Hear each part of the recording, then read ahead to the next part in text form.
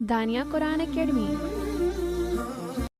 یہ قرآن وہ رستہ دکھاتا ہے جو سب سے سیدھا ہے، اور مومنوں کو جو نیک عمل کرتے ہیں بشارت دیتا ہے کہ ان کے لیے اجر عظیم ہے۔ نحمده ونصلي على رسوله الكريم اما بعد فاعوذ بالله من الشیطان الرجیم بسم اللہ الرحمن الرحیم۔ السلام علیکم ورحمۃ اللہ وبرکاتہ۔ امید ہے آپ سب خیریت سے ہوں گے، انشاءاللہ جہاں ہوں گے ایمان اور صحت کی نعمت سے مالا مال ہوں گے۔ ہاں جی، تو آغاز کرتے ہیں ہم اپنے آج کے سبق کا دعاؤں کے ساتھ، تو چلیے شروع کرتے ہیں۔ اللہم صلی علی سیدنا و مولانا محمد وعلی آل سیدنا وعلی آل سیدنا و مولانا محمد وبارک وسلم۔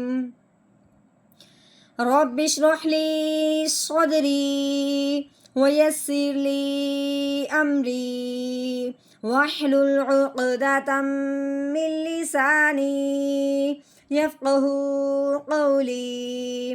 رب زدنا علما رب زدنا علما رب زدنا علما۔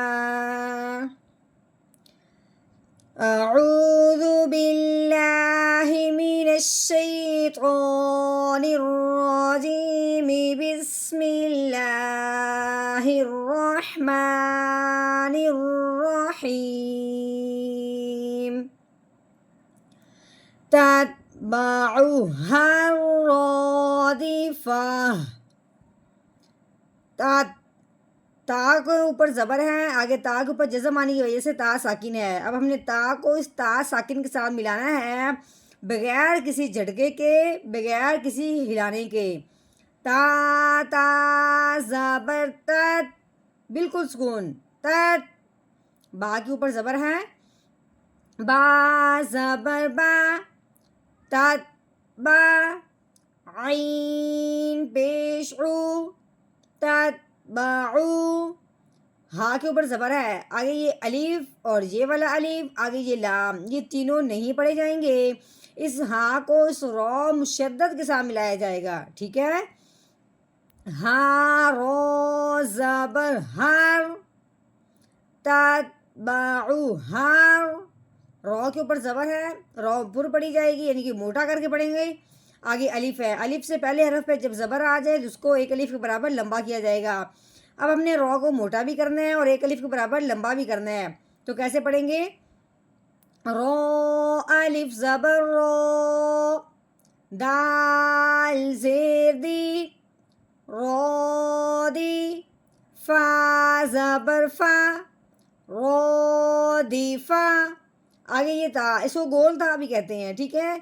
تا ہے، اس کے اوپر پیش ہے، تا پیش تو، رو دی فا تو۔ اب آگے آ گیا وقف۔ وقف کی صورت میں آخر والے حرف کو تھوڑا سا بدلتے ہیں اگر وہ ساکن نہ ہو۔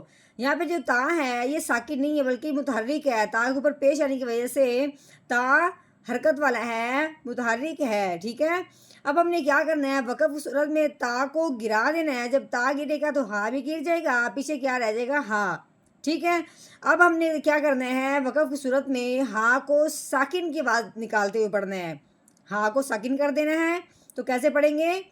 آگے وقف رو دی فا، پہلے ہم نے پڑھا تھا رو دی فا تو، آگے وقف رو دی فا، تتبعو ہر رو دی فا۔